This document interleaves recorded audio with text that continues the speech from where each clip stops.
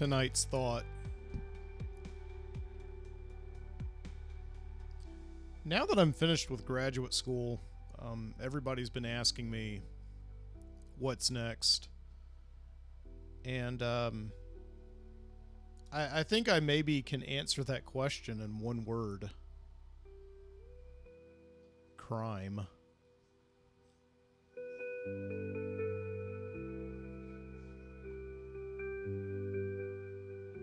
Yeah, I had my motorcycle stolen. And it's not really a laughing matter, but I'm not as upset about it as I should be. I know what you're thinking right now. That I'm a real motorcycle kind of guy. I'm like a wild hog, right? But yeah, I didn't think I was either. And then a couple of years ago, I guess I got this sort of like idea in my head. This need for speed. Not really, but just to get around town. Turning 40, everybody was kind of telling me it was like a midlife crisis sort of thing, that I wanted to trade in four wheels for two. And just it was springtime, and just the weather was so nice. And I wanted to try it out. I wanted to get a motorcycle. And so, I went down to the, Pinnacle Motorsports there in Bessemer, Alabama, and, kind of drove out with a new motorcycle. Not like one of these like Harleys, not one of these like big old choppers like you see, like the Sons of Anarchy on, or anything like that. Right. We were just, if I were in like a motorcycle club, like an MC club, right? We would probably, it would be basically a big club of just the nerds who did the homework for the really tough, the Sons of Anarchy type guys. Right. So, I had like a mini bike. Okay. It's like this, Benelli, the user manual said that it was an Italian motorcycle assembled in Japan under the watchful eye of Italian engineers. Okay. So, it wasn't like the best thing ever. You're not going to be taking it down to like, to show it off or anything at the track. Right. And it was just a very utilitarian kind of motorcycle. Just something that I could, use to get back and forth, to the university. You're not taking it on the interstate. You're not even really taking it on Highway 280 where the really fast traffic goes. It's just, it's a step above a scooter, maybe a half step above a scooter, like a full step above like a bicycle, right? But nevertheless, it was a good bike, and I really enjoyed it, and it was very freeing. My wife didn't really approve of it, which is why, I'm willing to say that, yes, when I came out that one day back in February and saw that my motorcycle was no longer parked where it should have been parked, a thought did just fly through my mind that my wife maybe hired somebody to steal it. But I don't think that happened, okay? It's been a while since it, and I think my wife, I don't think she would have done that, but I don't know. But she wasn't very happy about it, about me buying this bike. Okay, so I have this thing for 2 years, and it's a great convenience. And then back in February, I get COVID for like a week. I'm laid up in bed, with the coronavirus.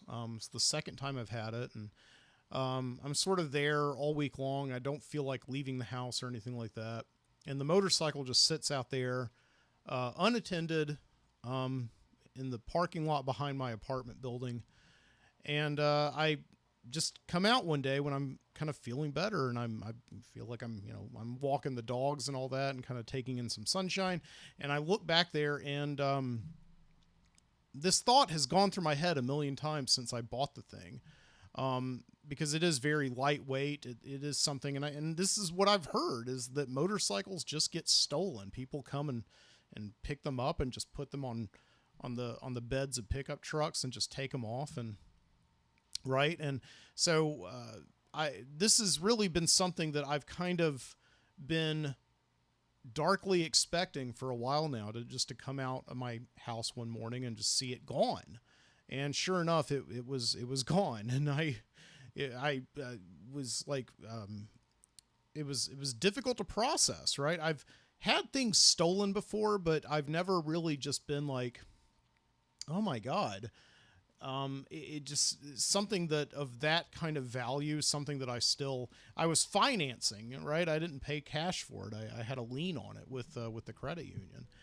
And so it really did just, it was hard to process, right? Just getting something of that value stolen. And like, who do you call first? What do you do? Do you call the cops? Do you call the insurance company? I was just trying to go through all those things while at the same time still, curing myself of COVID, right? So yeah, it was out there, right? So I call the cops, and the cops come down and they take a report, and then I get on the phone with my insurance agent, this guy Loudermilk. And yes, I did pick him as my insurance agent because that's kind of an awesome name. So I get on the phone with Loudermilk, and he says, listen, generally with stolen vehicles, we kind of like to give you a few weeks. We like to give the police a few weeks of grace to actually kind of find it before we file a claim on it. And I said, I guess that makes sense.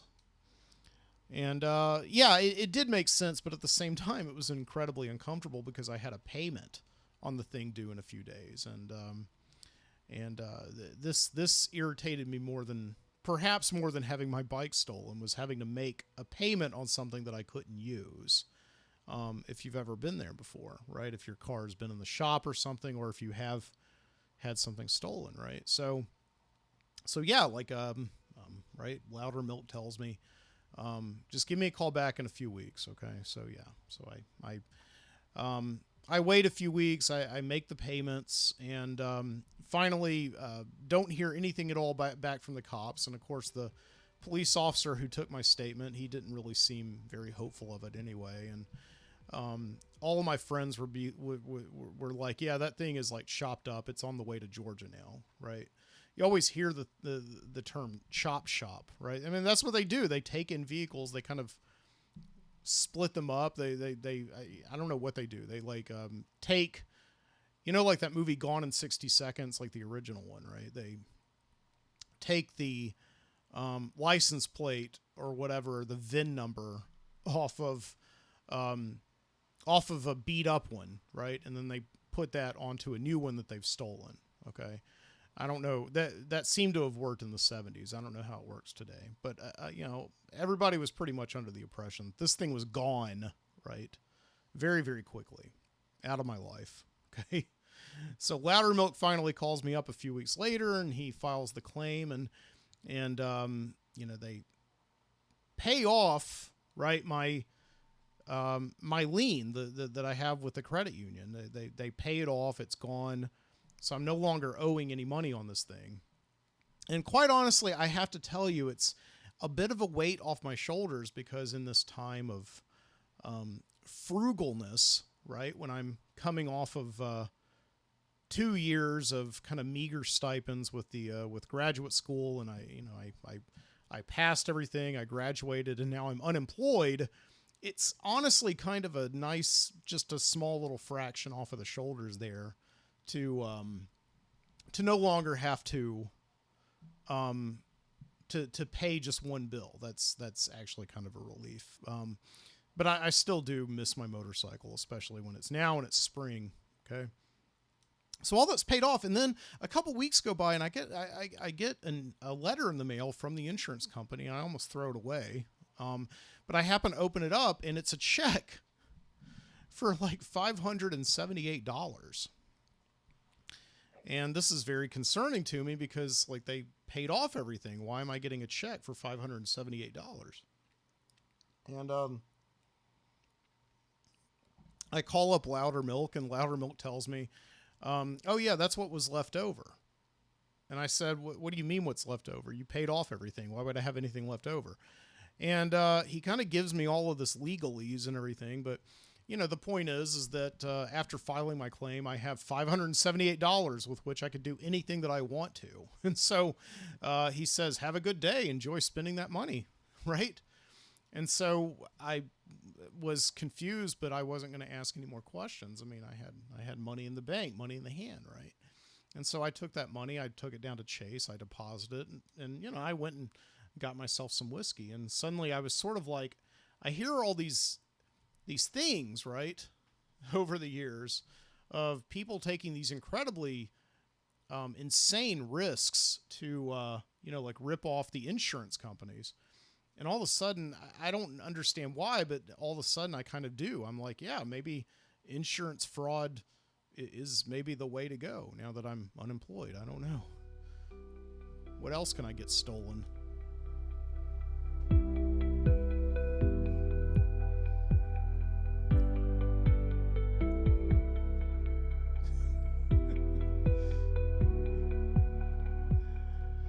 I'm just joking, by the way. I have to make that clear, right? I did not conspire to have my motorcycle stolen. It was out of my life for good. And this is into your life right now. This is the Midnight Citizen Show. Welcome. I'm your host, Mike Booty. It's good to be back for my second show in a row that I've done in a while, and so great to for you to be here with me right now tonight.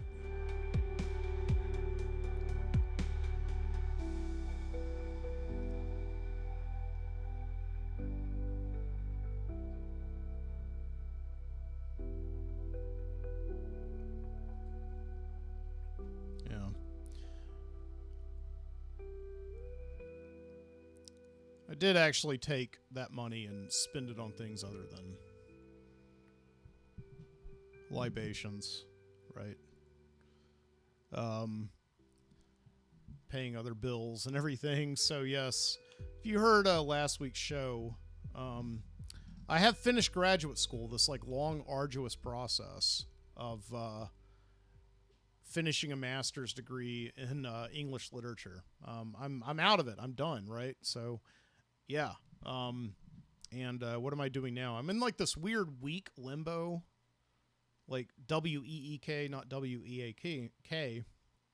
Like I'm in a week-long limbo, right? Between I guess between paychecks, between gigs, whatever. I start a new job next week. That's just for the summer. It's like a summer contract.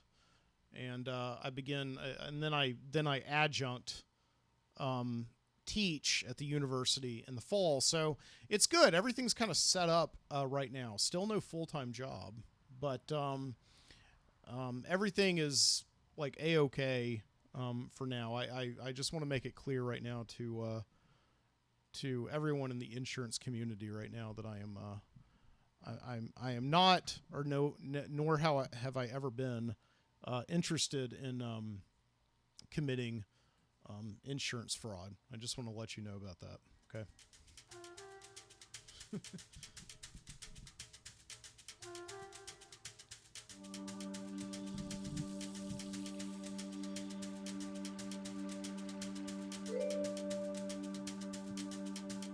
Oh.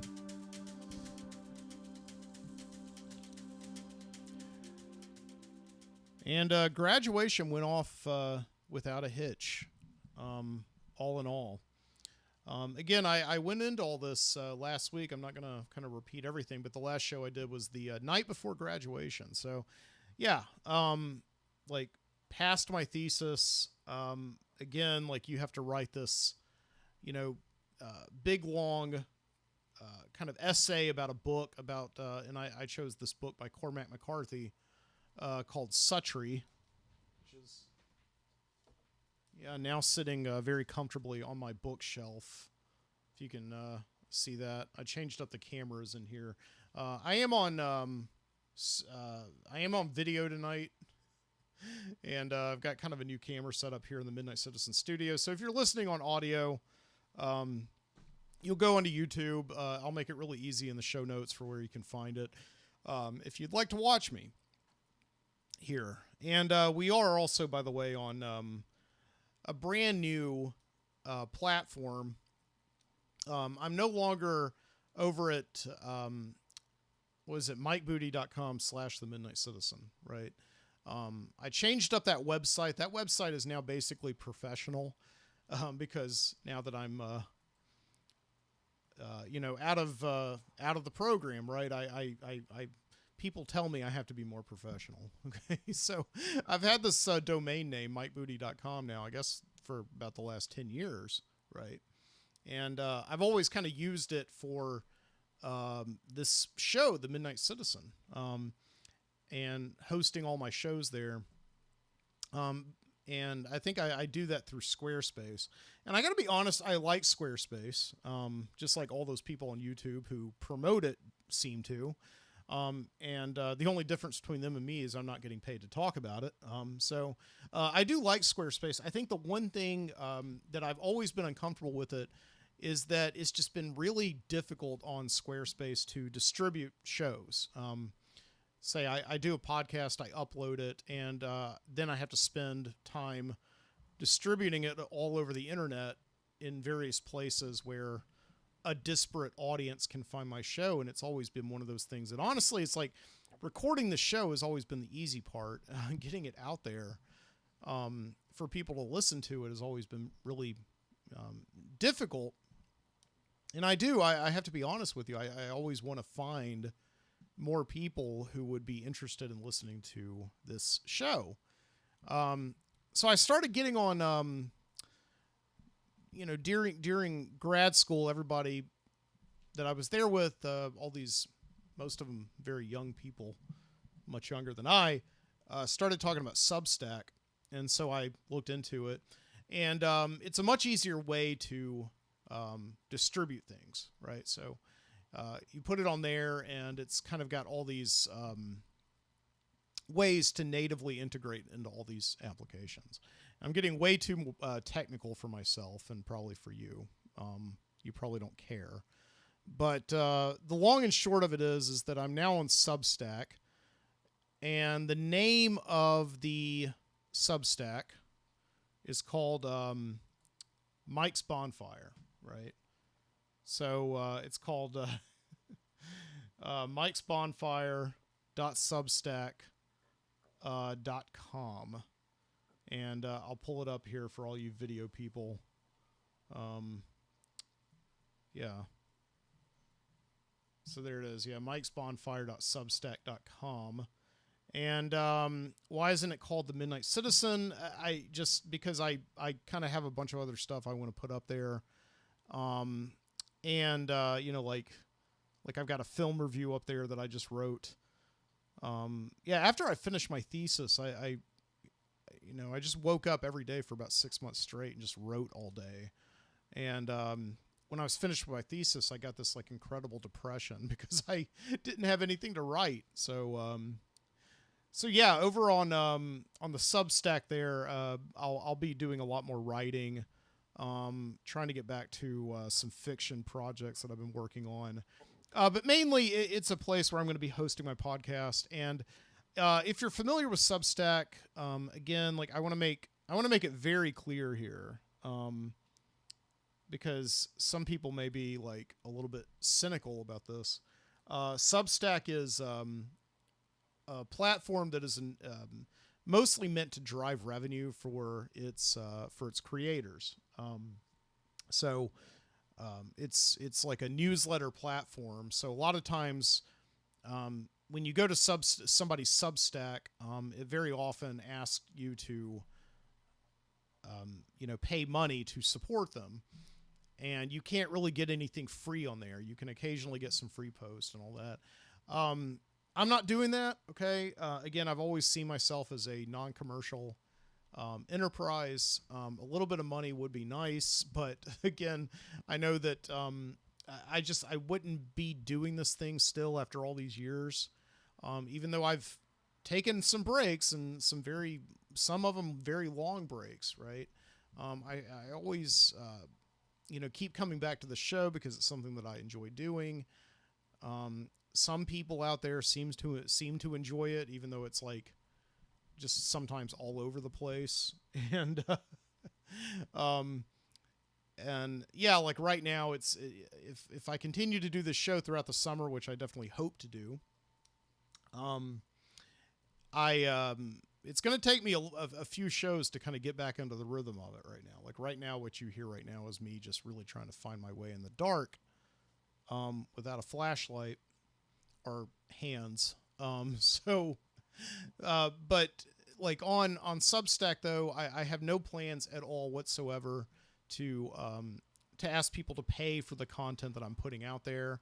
So if you hear the word Substack and they're like, "Oh man, Mike, he's getting greedy now. He wants my money."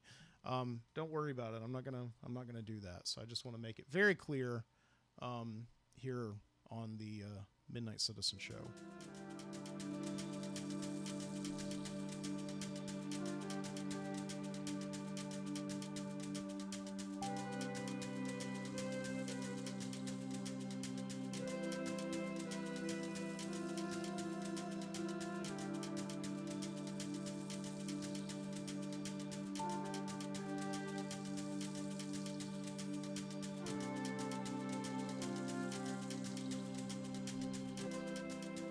Okay. So, yeah, graduation went off without a hitch. It was nice. I did walk, um, and I was talking to my mom, and my mom said that she was always, one of the major regrets she said she had in her life is not walking at her graduation from college.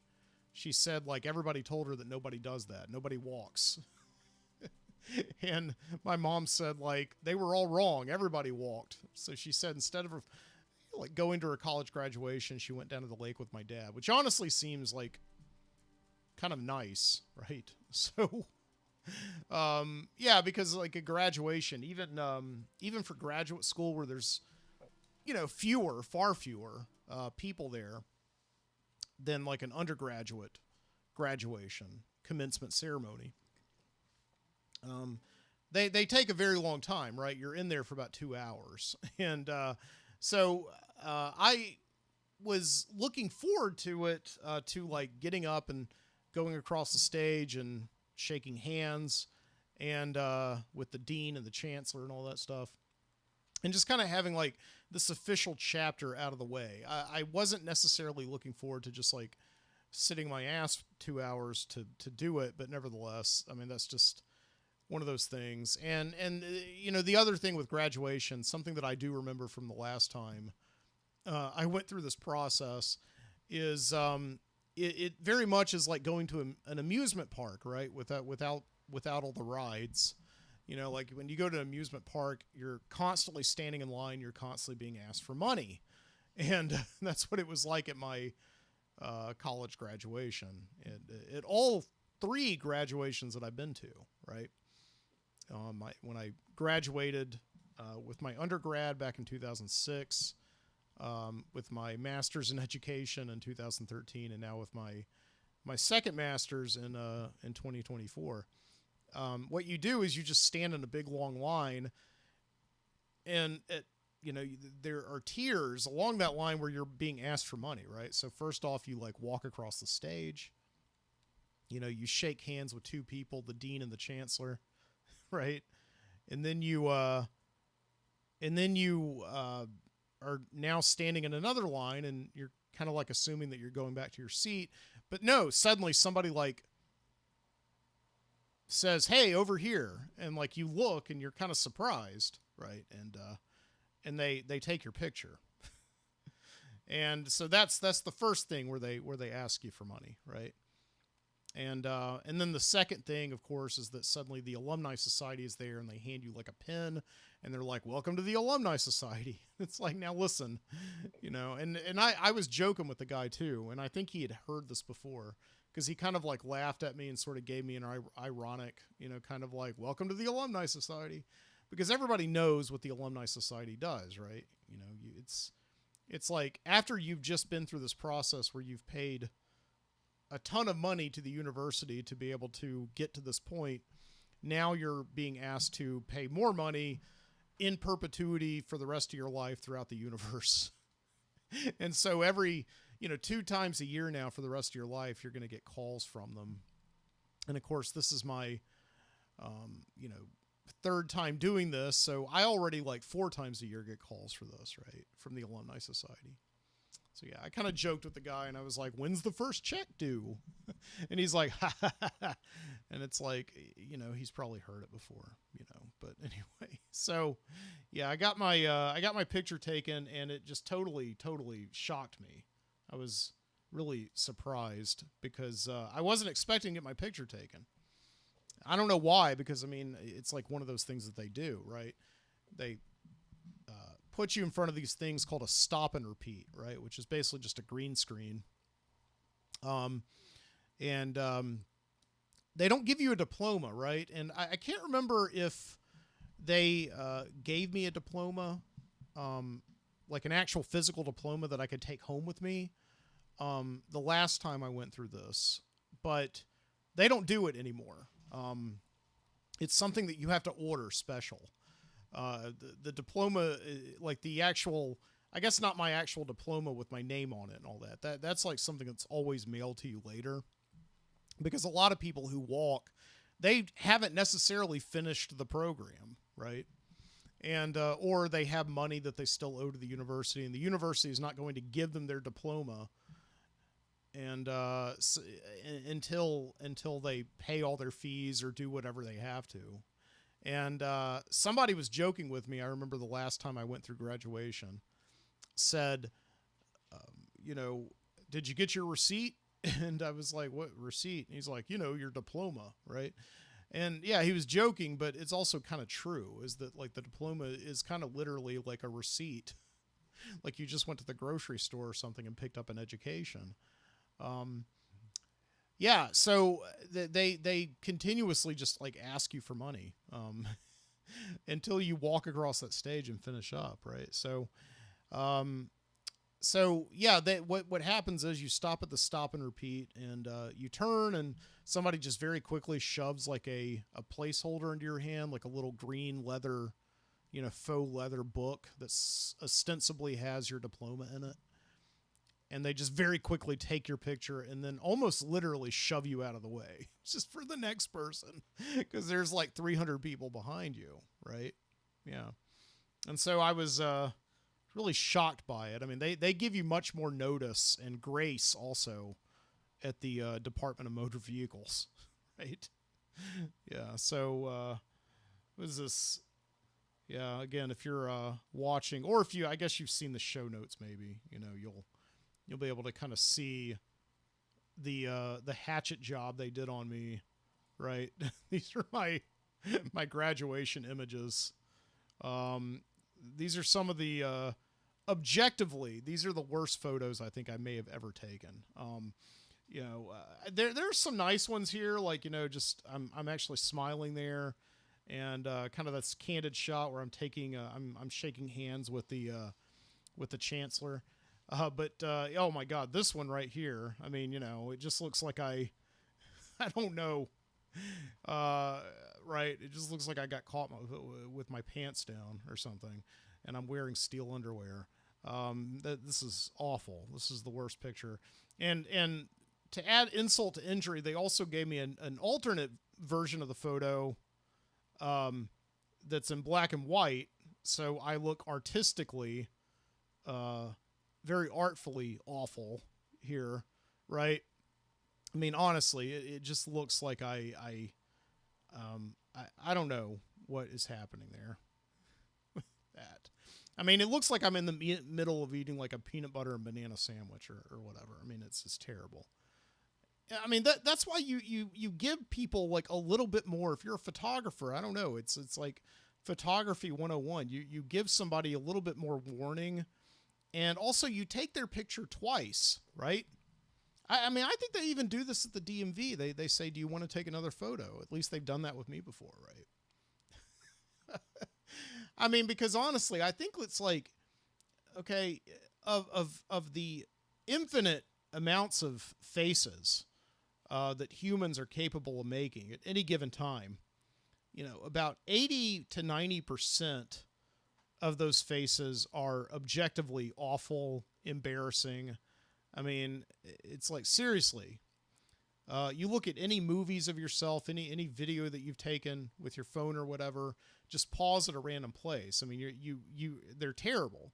You know, these are the faces of like that you don't want to see yourself making, that you never ever try to make in a mirror. You know, these are the faces of like, you know, going to the bathroom after eating at like a Denny's or something. You know, these are the faces of like, you know, making love on an upset stomach. I don't know.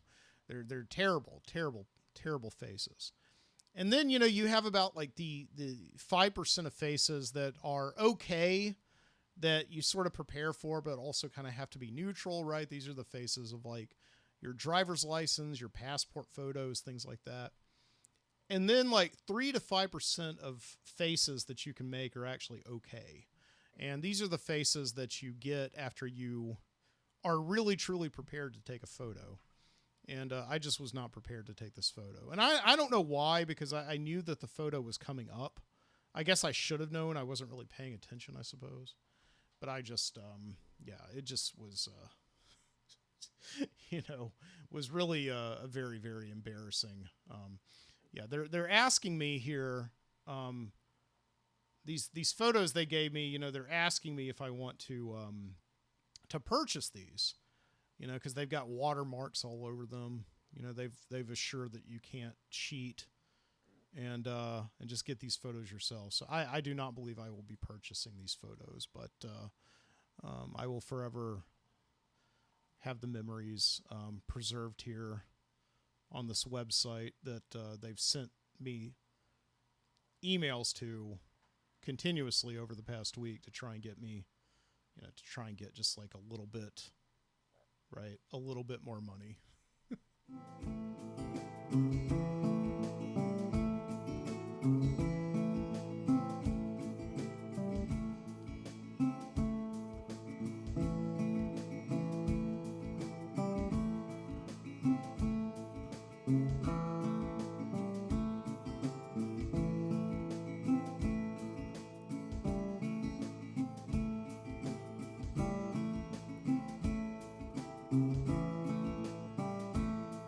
Yeah, so,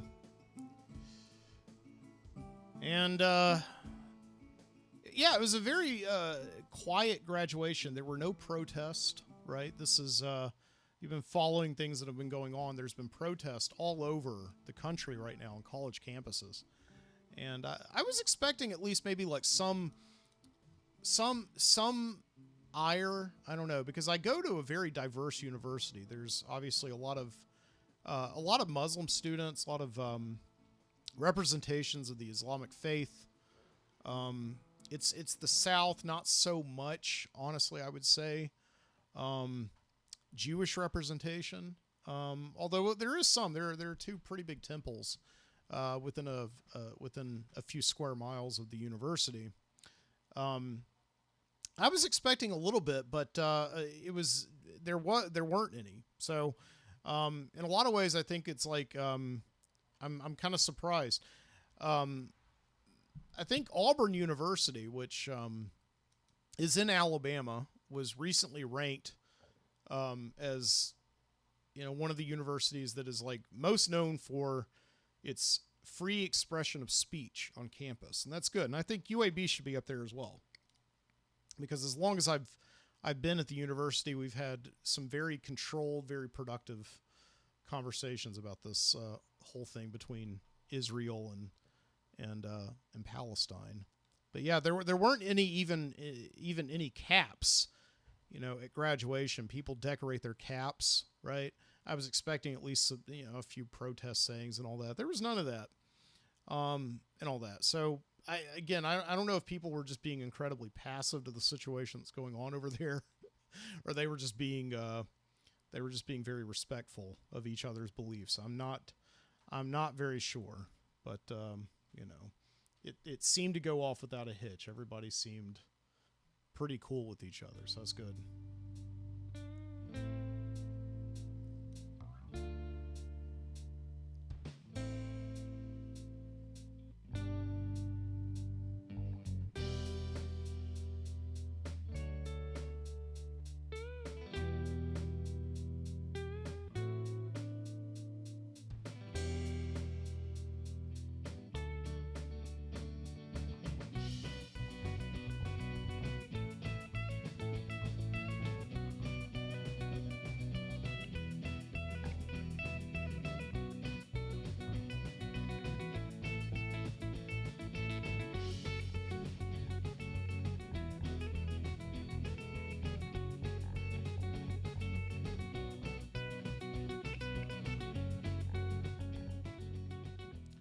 Yeah, I was just looking at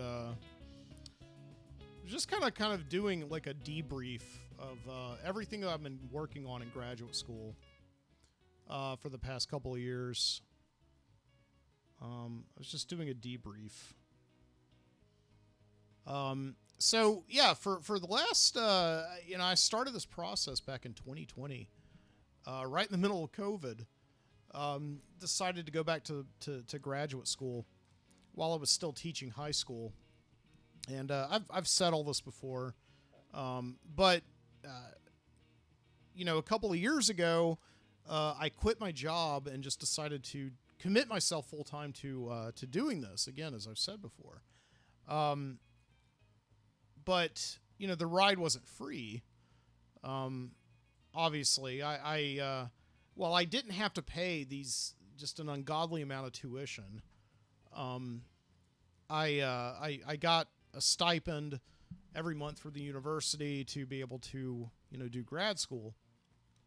But the trade off is that I had to work for them as a tutor in the writing center. Kids come into the writing center and they need some help with essays they're working on for like freshman composition, nursing students looking to get into nursing school, people writing personal applications trying to get like scholarships or whatever. And so they come in and I just kind of work with them on that. And it's honestly just been like an amazing experience. I think like one of the things that a lot of graduate students who go through the process I just went through, it's called the graduate teaching assistantship, very often think of it as like kind of a drag that they have to teach classes as well as tutor students. And it's kind of all the stuff that gets in the way of you doing what you're really there for, which is to write your thesis. And yeah, I will definitely admit that a lot of times teaching and tutoring got in the way of being able to do research and being able to just like have all this time to write. It was, a lot, but at the same time, just as a teacher, I found the experience of just like working in the writing center and getting better at working with students on composition, kind of invaluable. It's just one of those things that, writing was something that like when I was in school, when I was in like middle school and high school, I wasn't good at like anything else. But I found that I was somehow like kind of better than everybody else around me at being able to actually like write a sentence, like write kind of a graceful sentence.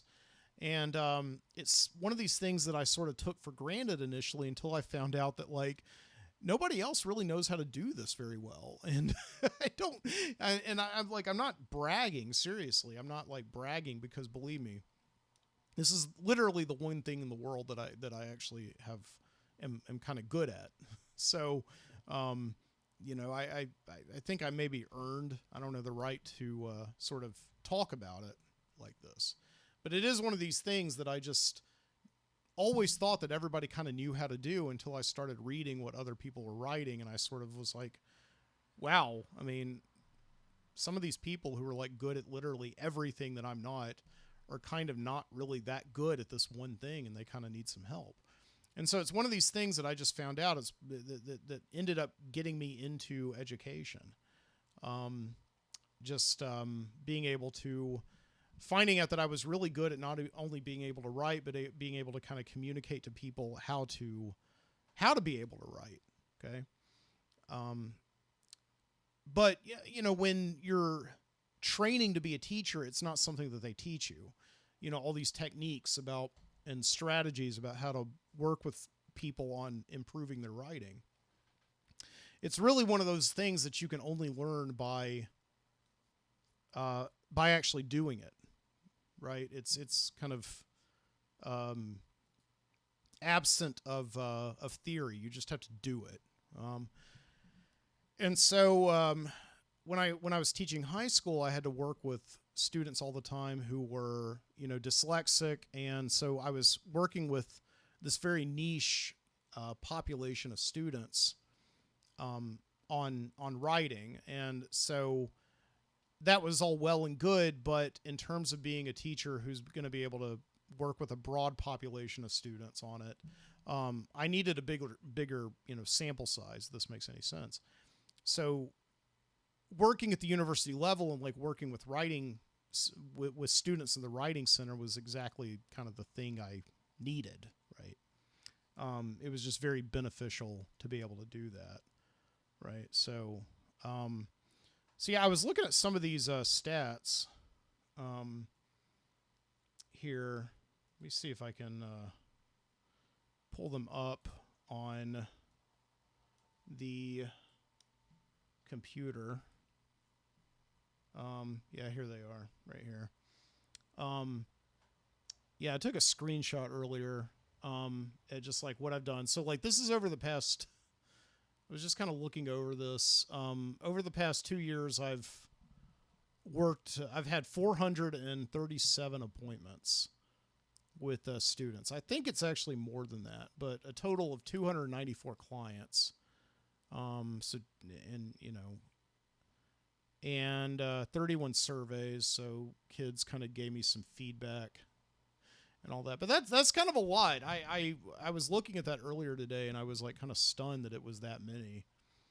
I mean, again, over a 2-year period, but I'm only working in the writing center a couple of hours. I don't know, like something like four hours a week, I think. So, that's still a lot, right? Kids come in, they need help writing. And I looked at some of these reviews. Some people actually gave me like qualitative feedback, actually kind of talked to me about, like told me what they thought. And again, not by way of bragging, but this one just kind of like made me laugh. Where is it?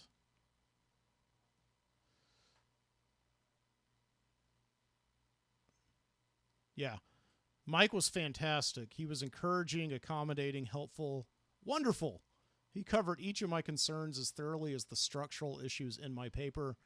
He was so helpful, I will name my firstborn or my next dog after him, whichever comes first.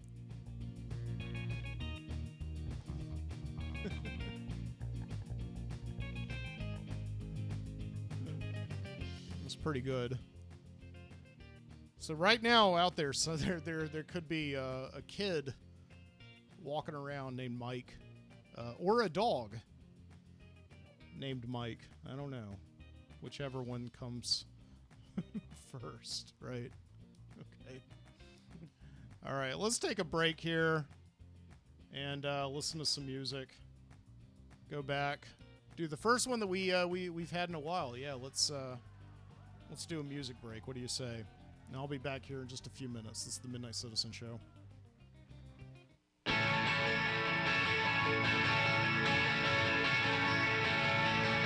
Well, don't go over using commas. Teacher tells me that's bad form. When I get home, I think of mama sliding off the road in a storm. Well, up those school punks, loose those swim trunks, take me to the lake. Yeah, your legs, my hands, your hands, each other's first mistake. Oh, Sally, don't feel so sad. Well, Daddy hasn't always been swimming in a river gin. He used to look pretty trim till Mom left and things got grim. Well, he got lost and he got hurt and he takes it out on you. Yeah, he got lost and he got hurt and he doesn't know what to do with you. Oh, Danny, don't feel so sad.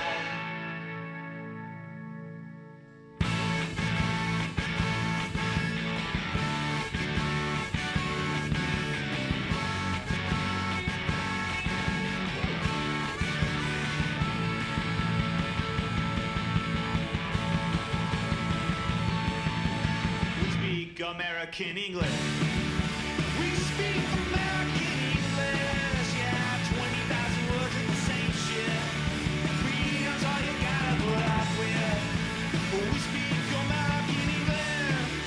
We speak American English. Yeah, fuck it if you don't understand the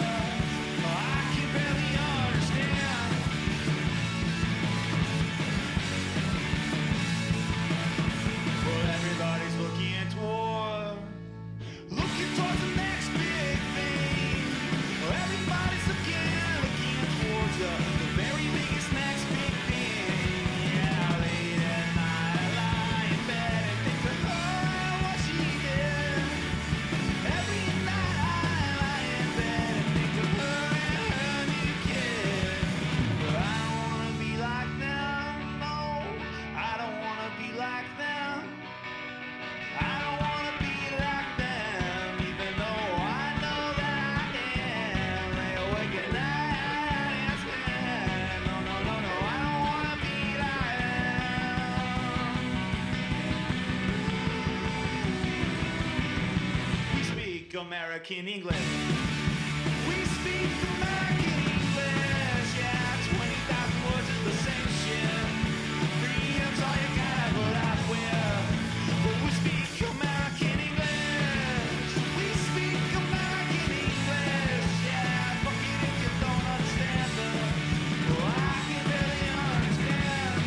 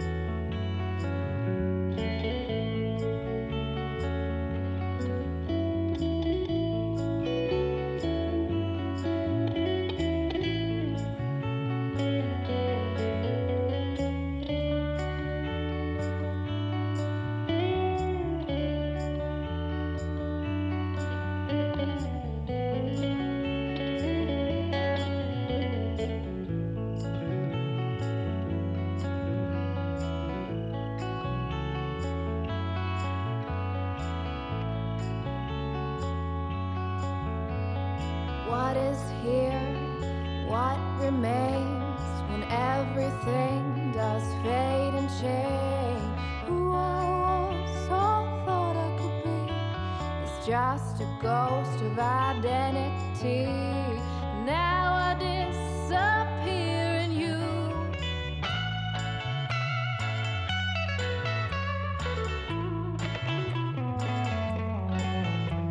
So I can live a life that's true. Desires come, desires go. Fear or darkness will take me low. Disappear without a trace. Now I found this holy place where this peace does not fade.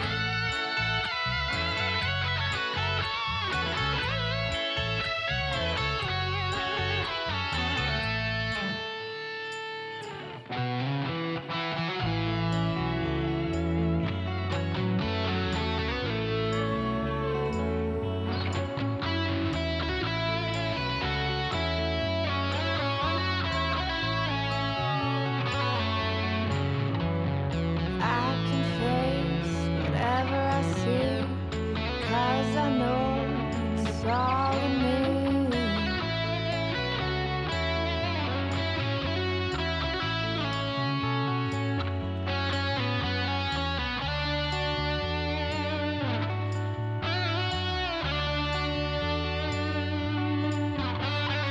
Disappear in this grace, disappear without a trace.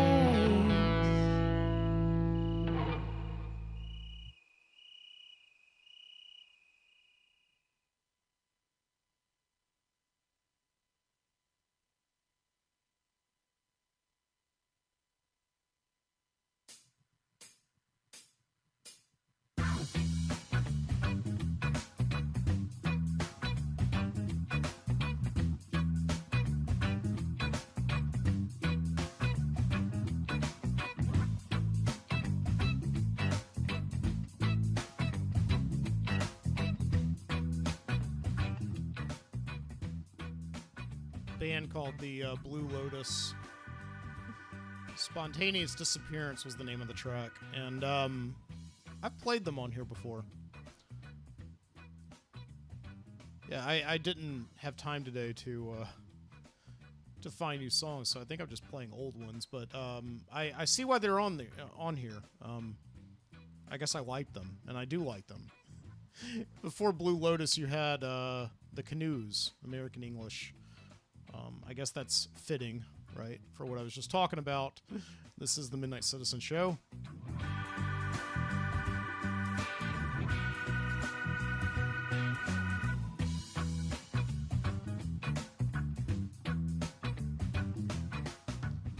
And once again, a reminder, you can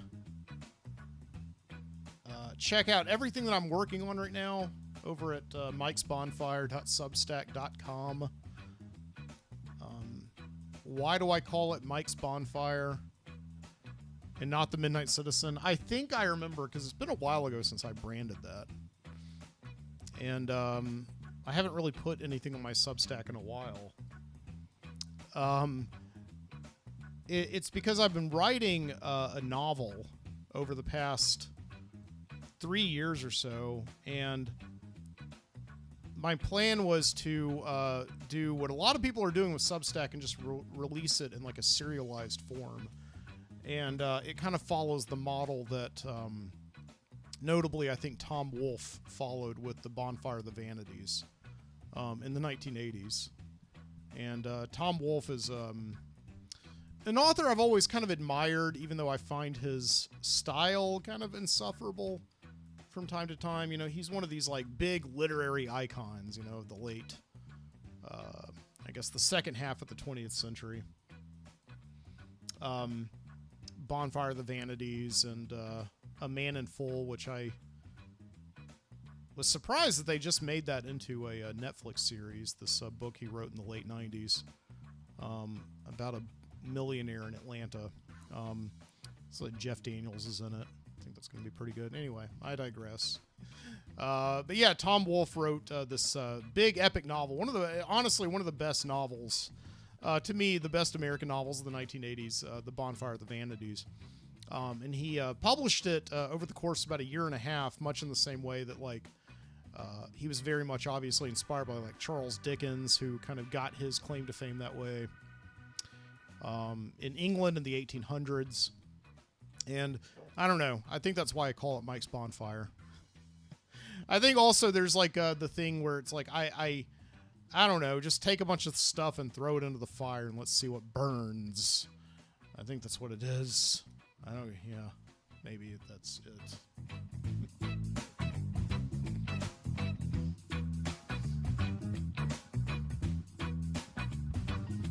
right. And you can also catch me over at the Overnightscape Underground, me and a lot of other great hosts on SUG, ONSUG.com. Great community, which I've kind of fallen out of touch with, and I feel bad about that. I need to get back in touch with all those guys, because I mean, again, it's a wonderful community. I've been posting my shows there simultaneously since January or February of 2011. So for 13 years now, pretty good chunk of time.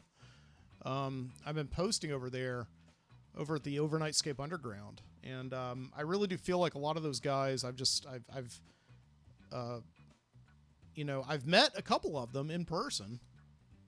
And a few years ago, we started doing Frank Edward Nora over there, up there in Nutley, New Jersey, who started the whole thing, began doing the exit ramp a few years ago during COVID to kind of bring all the hosts together in one big, long show every month. And he's been doing it consistently since 2020.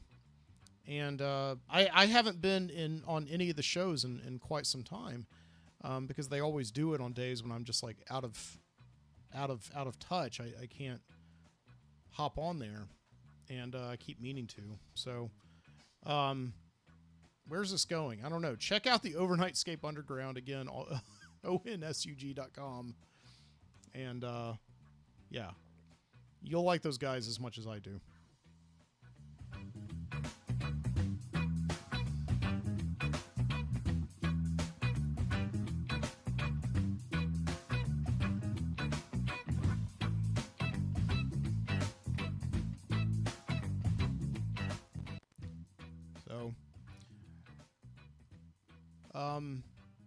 I tell you, just a big motivating factor for me to finish graduate school and to finish this big old thesis that I had to work on.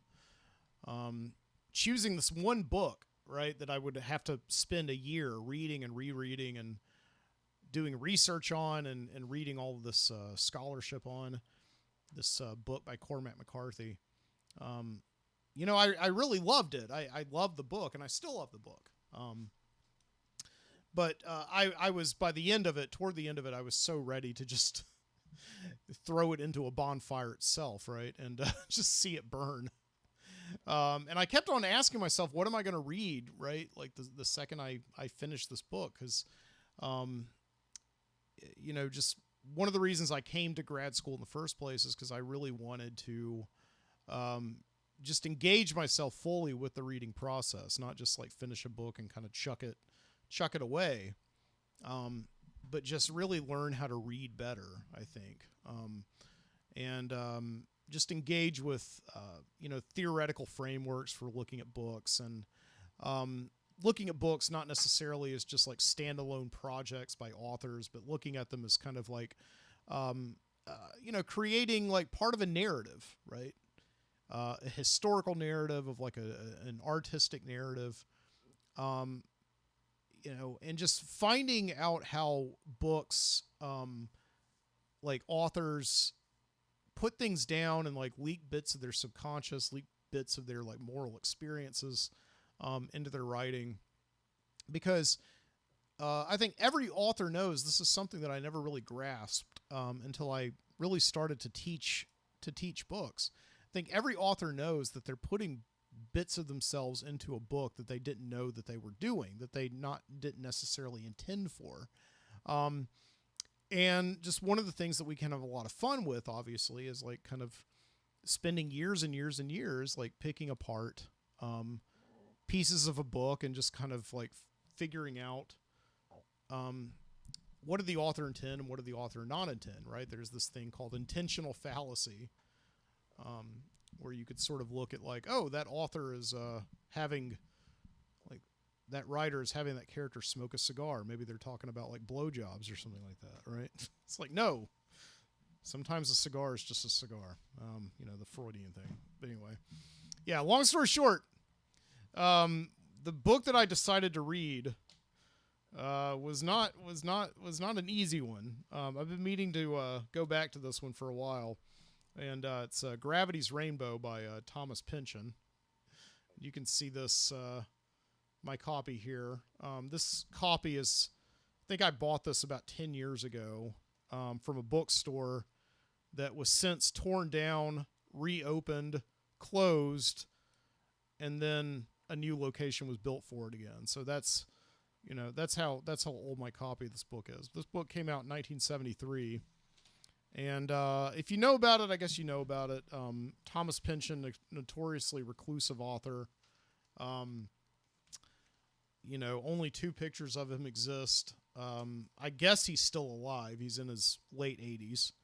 I think I found out about Thomas Pynchon the way I guess a lot of people did was when his the film adaptation of his 2009 book Inherent Vice came out. By Paul Thomas Anderson. That was about 10 years ago.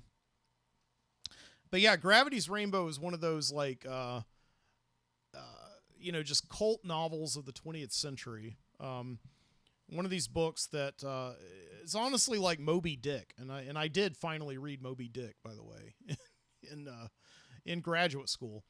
And the thing that about Moby Dick, and I think one of the reasons why we are still talking about Moby Dick, as well as Gravity's Rainbow, is that there are these volumes. I think Ulysses by James Joyce is another one. There are these single books by these authors who may have written other things, but these are the ones they're known for. And what these writers do is they just take everything that they know and they put them all into one book. And everything that they know is in there, and all their ideas and all their formulations, and they squeeze it into a narrative, and it doesn't always work, but this is like, I think that's the thing about Moby Dick, is that Moby Dick is not just a book about a whale. It's a book about philosophy. It's a book about religion. It's a book about history and science and nature, and everything that Herman Melville had learned in his 40 plus years on the planet at the time he wrote Moby Dick. And I think this is the same thing with Thomas Pynchon, who was about, in his late 30s when he published Gravity's Rainbow. And, it's just, so I've read Moby Dick, still need to tackle Ulysses. But Gravity's Rainbow is one of those books that has consistently eluded me over the past decade. It's a book that I've began and abandoned many times, which is funny because I've read every other one of Thomas Pynchon's books. I have a Thomas Pynchon shelf behind me here in the studio. Mason and Dixon and Against the Day and Vineland. And, Inherent Vice, of course, and Bleeding Edge, which is his most recent book that came out in 2013. And so I found him just like a consistently compelling author because, when you read a Thomas Pynchon book, it really is just like, even though very, very famous author for being dense and complicated and complex, but that's also kind of why I like him, because when you read a Pynchon novel, you can't just read the novel. It really is like entering a rabbit hole. Everything that you read, there's like this 2 or 3 major communities of Thomas Pynchon online. You'll just get into Reddit threads. You'll get into podcasts, people talking about Pynchon all over the place. And you'll read a lot of scholarship on him, and a lot of reader's guides, and you will go down Wikipedia holes, and it is basically like putting, I would consider it like putting together a jigsaw puzzle, just with, pieces that are, differently shaped, right? That's all it is. It's kind of assembling a big old jigsaw puzzle in your mind. And they are really incredibly fun to read, and they're not books that you can just, dust through. And so, I decided to pick up Gravity's Rainbow after finishing my thesis, because I think I was like ready for it, right? It was one of those books that, even though I've read all of his other ones and think I've understood them, there's something different about Gravity's Rainbow than all of his other books. And I think a lot of it is just because of the subject matter. A lot of it is because of the time period. It's Thomas Pynchon's only book that does not take place almost at all in the United States. And so that right there is kind of a barrier, because I have not traveled abroad that much at all. I've been overseas once. And I think, like, having not traveled abroad, reading a book that takes place anywhere other than the United States is always going to be a bit of a barrier for entry to me, for me. And so, Gravity's Rainbow takes place in Europe just before the end of World War II, and mostly after the end of World War II. And so not only do you have to have kind of a pretty extensive knowledge of what was going on in Europe at that time, like World War II history, but you also have to have a pretty, dense knowledge of kind of like how the, whatever you want to call it, the military industrial complex was forming, right, in those times. I think, like, I've always been deeply interested in, the words of Dwight D. Eisenhower, the military industrial complex, this conglomeration of companies, private companies, industries, the United States government, getting together in the 1950s to essentially make to make war a money-winning enterprise, right? And all of the, obviously, I don't even know if you could call them conspiracy theories, right? Because it's like we seem to know pretty well that the space program, for instance, was, conceived as part of the military-industrial complex, right? I mean, it was a straight up just an arms race with Russia, okay? And I'm very fascinated with all that, 50s history, 60s history. The John F. Kennedy assassination obviously ties into all that. but what Gravity's Rainbow is about is kind of like the prehistory of that, and how all of these elements kind of mingled together to create the military-industrial complex.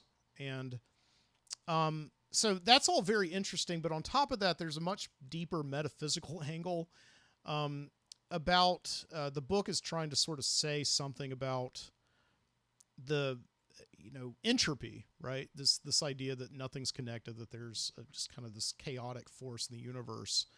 And there's, I think what the book is saying in a lot of ways, I've always kind of felt this, but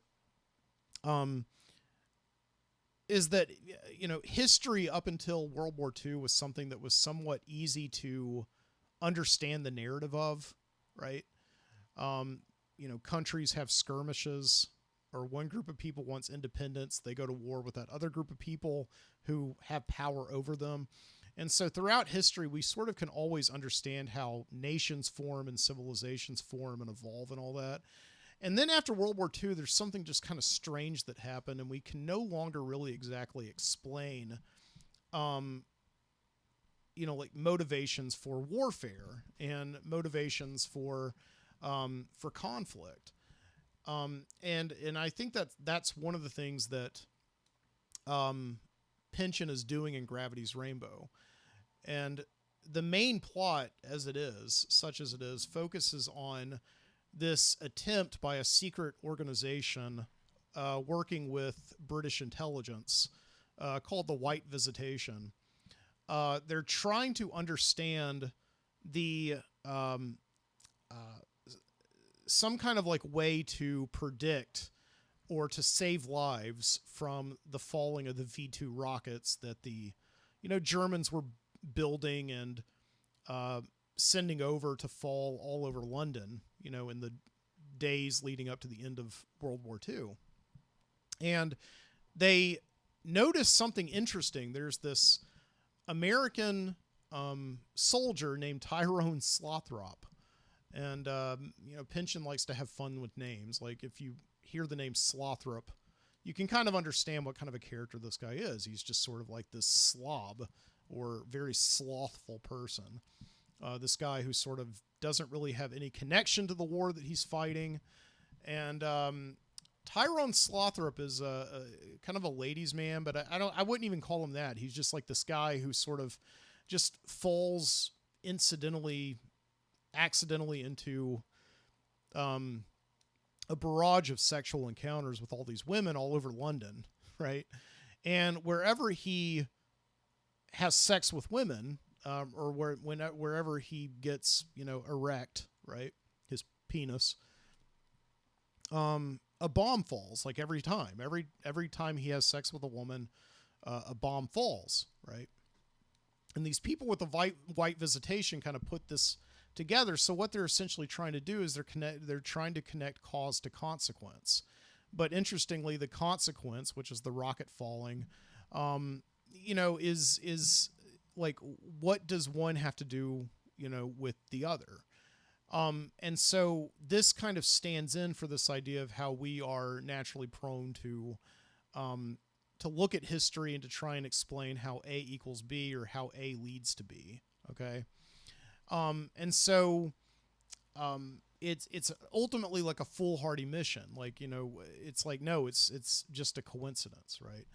But nevertheless, the White Visitation is sort of like, what they do throughout the book. And I'm about halfway through it right now, is they're trying to, set up all these experiments and trying to sort of have Tyrone Slothrop interact with all these different actors, these covert agents that they put in, and trying to see if they can control his stimulus, right?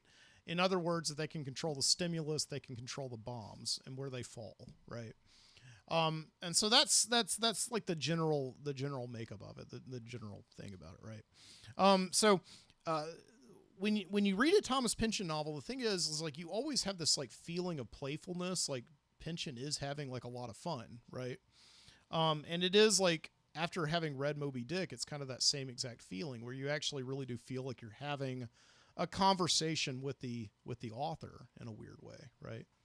But yeah, many years ago, I had heard about Gravity's Rainbow, and I went out and picked it up and started reading it before I had read any Pynchon books, and that was a big mistake, right? I would never ever recommend going into this book, having never read any other Pynchon books.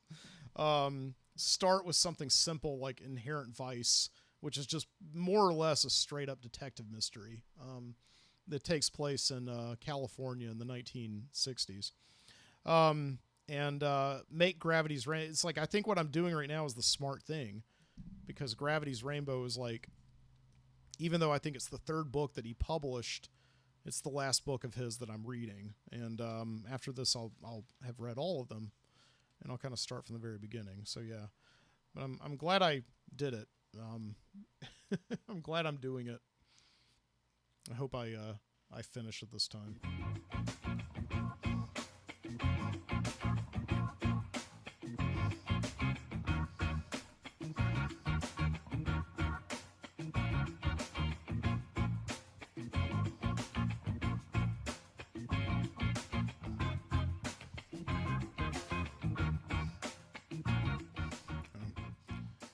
I'll tell you the one thing I will say: if you read Thomas Pynchon, you probably know this already, or if you're thinking about reading him, I'll give you this kind of warning. It's not really a warning; it's just you will have some crazy dreams when you read Thomas Pynchon.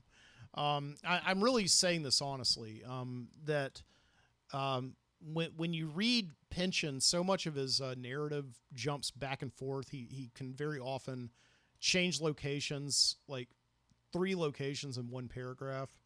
You really do have to keep track of his sentences.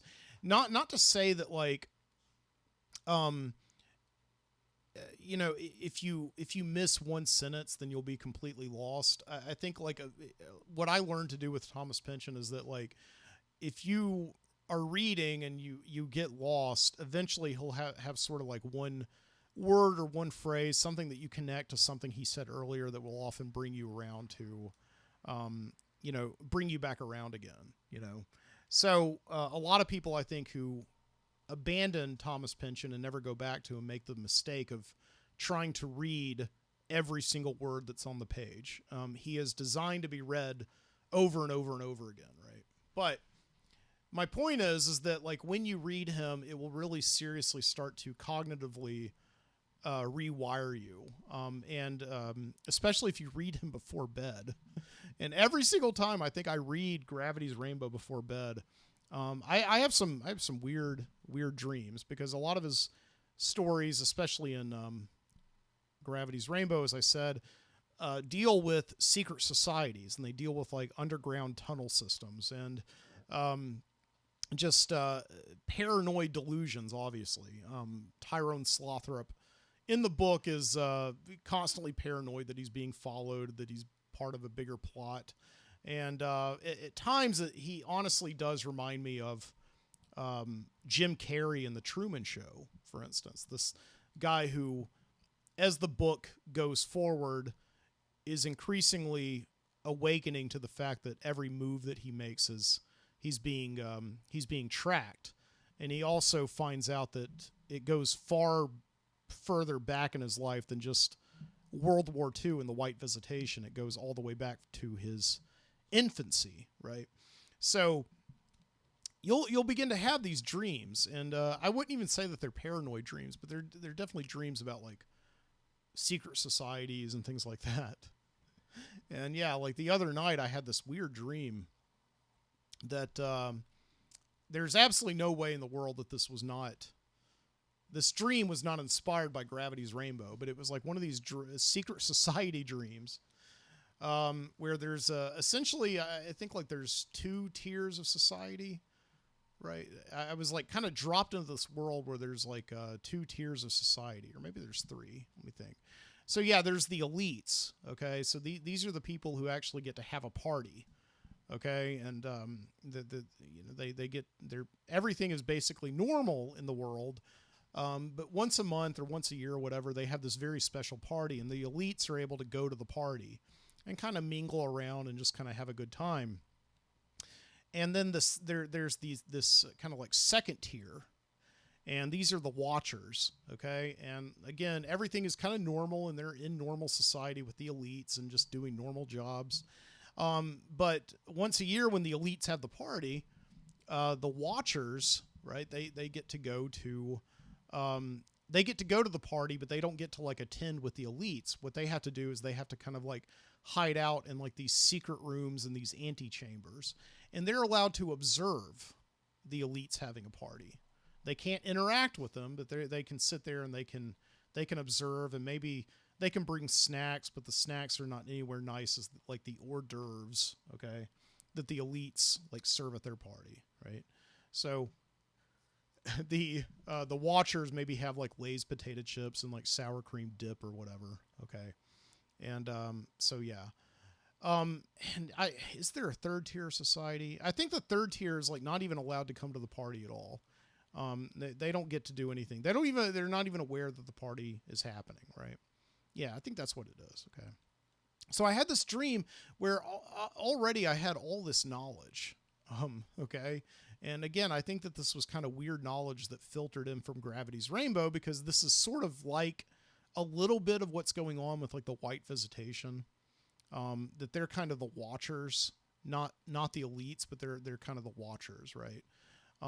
That get to observe things and in almost a weird way kind of pull the strings. Like they have a little bit more power over the elites, ironically, because they actually get to sort of like observe them, and kind of get to, there's a little bit of power in just observing, and judging, right, in a way. Okay.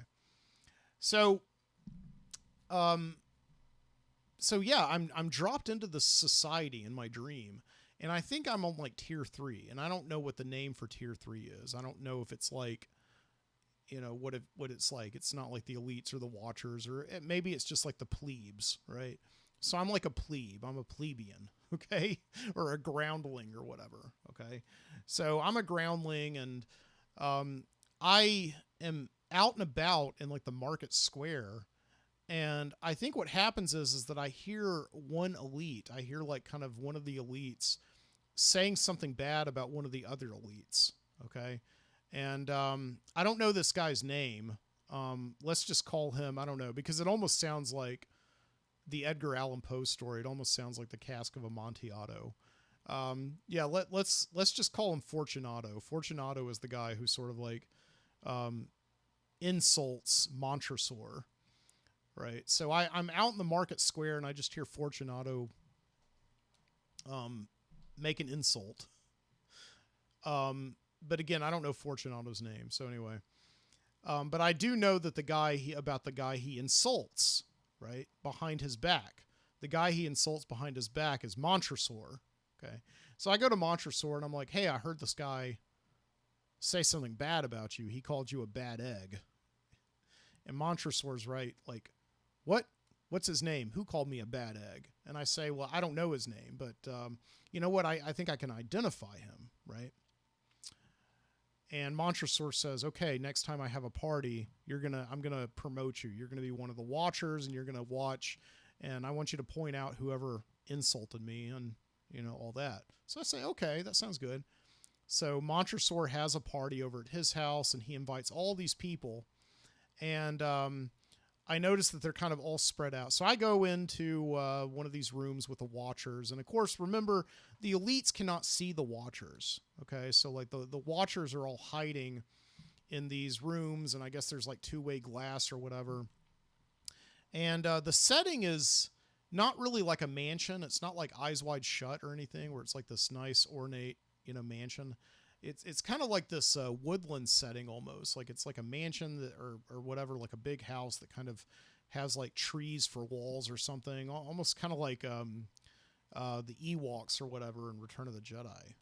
so we kind of have this. So I'm with the watchers, and we're eating like potato chips with sour cream and onion dip or whatever, and we're talking about our boring watcher thing or whatever. And I look, and I every once in a while see Montresor kind of looking up at me, and he's asking me with his eyes, like, do you see him? And I can't see him. And I noticed that there's a big crowd of people, and they're kind of turned around for me, and they're kind of tucked behind one of the trees. And so I realize I'm not really going to be able to identify this guy until the elites start breaking up and going into other rooms and all that. So I realize, like, I can't just stay here with all the other watchers. I'm going to have to kind of go, go into other rooms. Now, here's the thing, okay? If you are a watcher and you're actually caught watching, okay, like you're caught in one of the hallways going to another room, or you can like watch from a safe, comfortable distance. If the elites catch you, there's like this big interrogation system, and you can be like excommunicated from the society or whatever. So there's a big risk in this, okay? But I also know there's an even bigger reward, because Montresor has told me, like, if you do this for me, if you do me this service, I will promote you. You will be an elite. You will be one of us. And this is really good, because all of a sudden I'm going all the way from being like a groundling, a plebe, to, the top of the heap, right? Okay. And so, yeah, the risk is quite big. Okay. So the dream is kind of fading out, and I'm kind of getting into my hypnopompic state, kind of between dream and wakefulness. As I'm navigating through these narrow woodland, hallways and corridors, trying to find a place where I can look and find the guy who insulted this Montresor, and going all over the place. And I think I was caught. I think I may have been caught at one point and kind of taken before the elites, right? And Montresor is like the host of the party, I think, is the one who kind of had to feign that he was interrogating me. And among all those people, all the elites who are kind of circled around me, again, it's kind of like Tom Cruise in Eyes Wide Shut when he gets, caught at the orgy. I think I see Fortunato. I think I see the guy who insulted Montresor. And I don't know where it goes from there. I don't know. But all I know is that I woke up in an incredibly sweaty and paranoid state. Yeah, definitely. It took me a while to wake from that. That was a couple of weeks ago when I had this dream. Maybe I'll write a short story from it.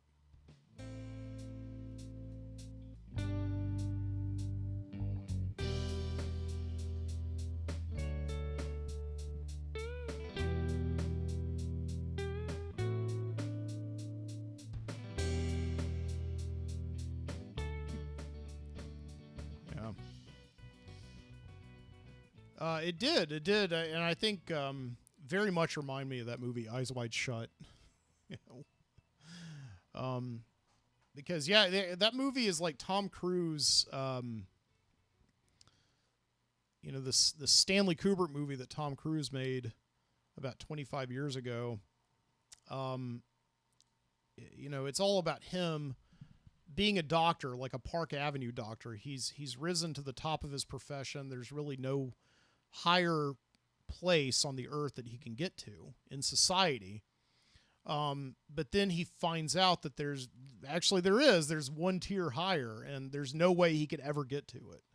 And it's all these people, these just rich people, these 1% of the 1% who kind of gather in this mansion, and they have these secret sex parties. And let's face it, we're all pretty sure that that's what it's like, right? That actually happens. But yeah, I've always figured that Eyes Wide Shut was one of these movies that is all about just the anxiety that we have of class mobility. That no matter what no matter what we do in our lives, there's just always going to be this rung above us that we're never going to be able to reach. And we're further driven crazier by knowing that the people above us, though they may move in the same world that we move in, and they may shake our hands and they may thank us for our service and all that stuff, they are always going to be very aware of just how low we are compared to them, and they're always going to be like mocking us behind our backs. And I always felt that that's what is going on in that movie Eyes Wide Shut. That, you know, when Tom Cruise like goes to that party, that sex party, and he's kind of walking through there and with his mask and his cloak on, and he sees all these rich people who are just like having sex with prostitutes. You know, what's going on there is that like those are the rich people, and they are engaging in like full-fledged mockery of the lower classes. They're sort of being like, hey, look at us, we're lower, we're plebes, we're groundlings, right? All we know how to do is have sex and reproduce. And I feel like that's what's happening as he sees all them having sex. Is that it's basically just like a satirization, like a full-fledged cosplay satirization of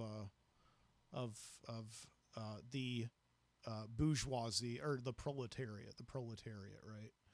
Yeah. So, yeah, I think that's what's going on in Eyes Wide Shut. Yeah, that's my 2 cents.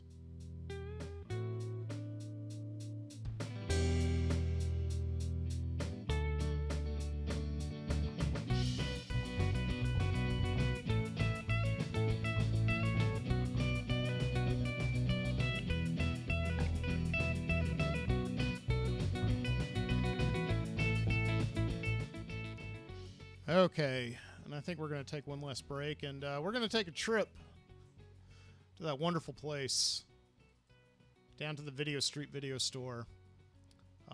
Enjoy it. I'll be back in about 10 minutes.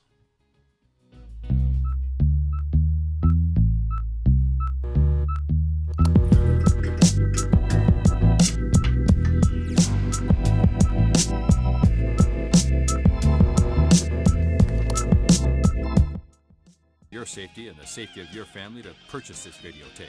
This is a special edition video. Not only does it contain my basic survival training, it also contains exclusive footage I'm sharing for the very first time. I'll show you how to set up family survival drills, and I'm going to answer the burning question in this country: should you own a gun to protect your family? Sanford Strong's recommendations to take specific action in the face of violent crime are recommendations only, and although based on his 20 years of law enforcement experience, do not guarantee a successful result. Ladies and gentlemen, Sanford Strong.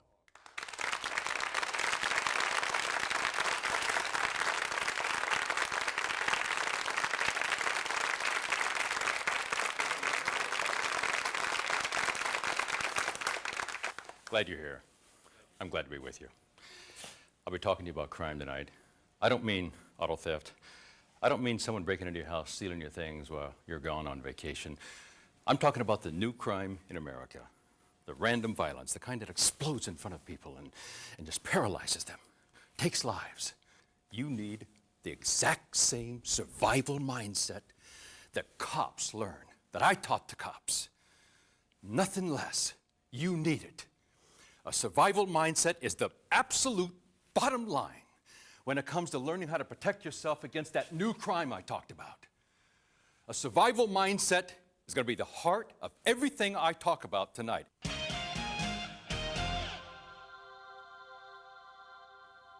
Car crimes.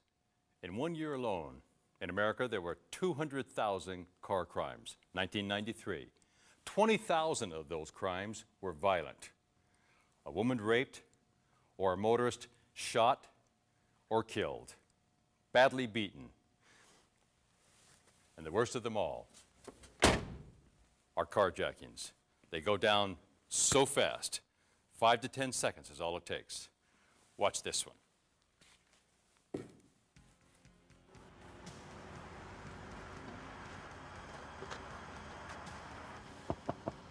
Hey, sir, sorry to bother you, but my car has So a dead nice, battery. man. I wonder if you could give me a jump.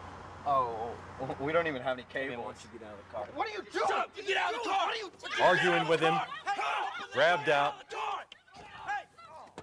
One gets in, lets the other one in. Shut up! Get in the car! Shut up! We've got right now a sandwich woman. This man's lucky. He's out of the car. She's sandwiched in between two crooks and out of there. That's not rare.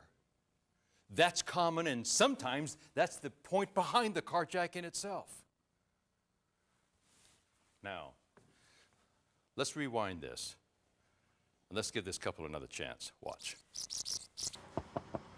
Hey, sorry, sorry to bother you, but my car over there has a dead battery. I was wondering if you could give me a jump. Oh, we don't even have any cables. Why don't you get out there? Out of there! I can tell you for a fact, that man who hit the gas that fast, that was not the result of all of a sudden, never having thought about this, decided I'll hit the gas. That is the result of a couple who spent some time deciding what are they going to do, and immediately they were out of there.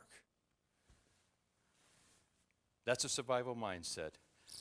Watch next their Sorry new to bother you. attitude. My car over there has a dead battery. I was wondering if you could give me a jump. We're out of here, bam. That attitude is called my safety first, their feeling second. Let's make sure we get that. It's absolutely critical. And in fact, it's critical to you listening to your gut instincts. In fact, you remember when they rolled down the window? If it was me and I was in the car with you, I'd have said, leave it up, we're out of here. My attitude, my new attitude, my safety first, their feeling second, I'm telling you, kicks in right now. I'm not interested in what they had to say. That's critical.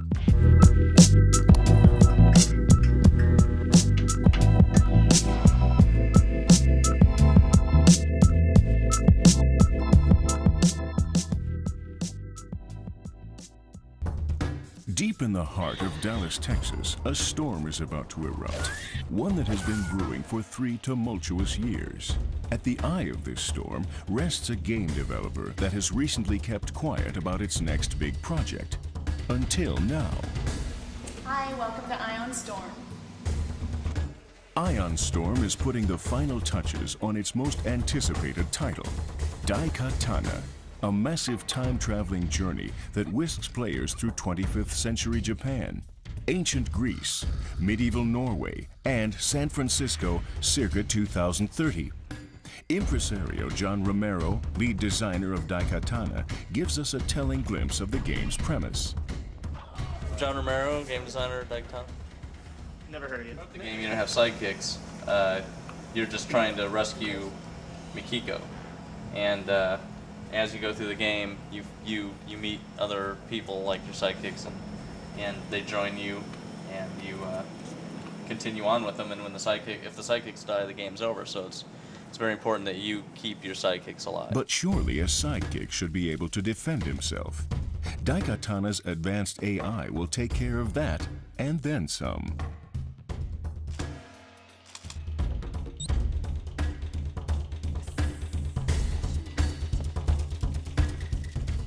The sidekick AI, it uses the fundamental AI that's used for the movement of all the monsters, the node-based system. But they both have their own special code to do ambient movements and make decisions on what they should do based off of what you're doing.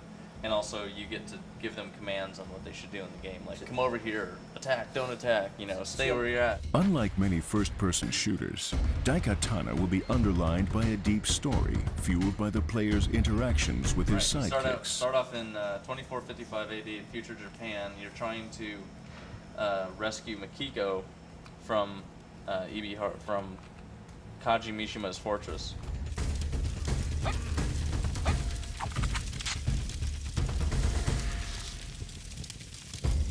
Ion Storm's voluptuous level designer and professional gamer, Stevie Case, describes the game's extraordinary appeal. Start out in futuristic Japan, and it's all industrial and dark, and then you move on to ancient Greece, and that's looking really cool and different, and then you're going to some medieval stuff, and then you end up in futuristic San Francisco. So there's a lot of opportunity in there to do lots of different kind of mapping. It's really exciting. I think that the Greek episode is really catching up as my second favorite at this point. I didn't like it at first, but it's come so far, and it's very organic now, and the buildings really feel huge like they should. When you come up on something, it's difficult to give you a real sense of scale in a game. I mean, to make the player feel dwarfed by a structure. And I think we're starting to achieve that with that episode, and I love that feeling. When it comes to play modes and depth, Daikatana will be nothing short of a meaty game. Then there's deathmatch co-op, which will let you have a bunch of people going through the game, and the whole goal is just to get to the exit of the map, and whoever reaches the exit first gets a point. Then there's going to be CTF, and then there's going to be Death Tag, which is a Doom 2 style deathmatch mod, and we'll do it in Daikatana a little bit differently, but it's a really fun way to play. It has been a long time coming, but it appears that Daikatana will finally be unleashed upon us all at the end of the year. The long wait just may be worth it.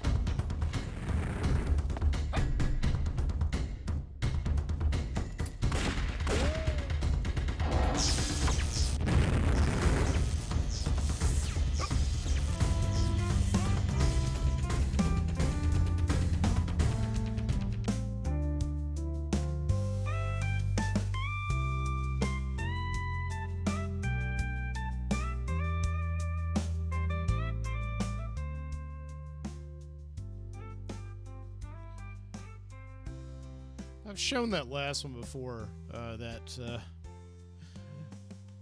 electronic news kit or press kit for Daikatana.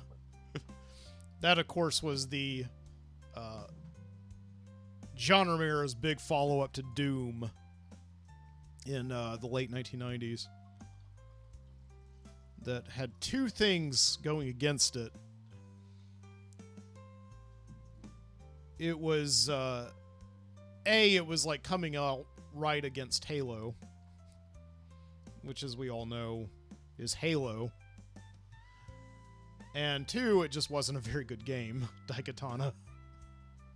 So, oh well. It's so weird to hear people using the term AI, 25 years ago. Just like VR. I mean, we were using all these terms, 30 years ago.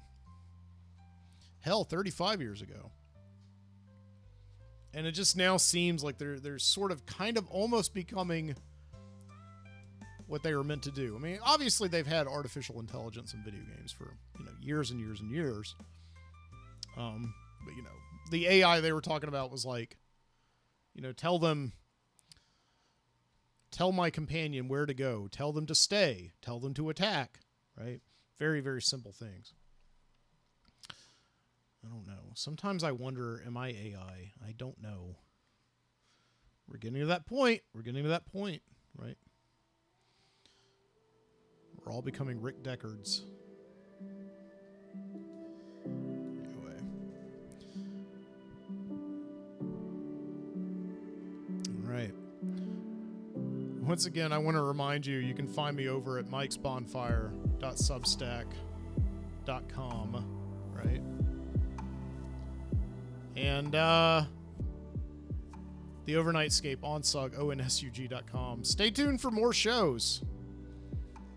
I appreciate you bearing through this episode. Again, it was a little bit rough. Just coming from having not been in the studio and done a show all the way through in almost a year. It's always a little bit of an awkward transition, so thank you for staying with me. And I look forward to seeing you here in the future on the show. Let me see. Anything else that we want to talk about tonight at all? No. I was going to talk about O.J. Simpson. O.J. Simpson. All right. If I could give you one piece of advice for the weekend, do not, whatever you do, watch that 30 for 30 on Netflix on the O.J. Simpson trial. It will destroy your entire weekend. Why in the world are we still... It's like, honestly, 30 years on, we're still talking about three things. AI, VR, and OJ, right? It's like just this continuing onslaught of the initials. I don't know. All right? Yeah, that was my mistake last weekend as I watched that O.J. Simpson documentary. It's the second time I watched it, and no different result. Okay. All right. All right. I'll see you next week. Next time, keep your eyes open.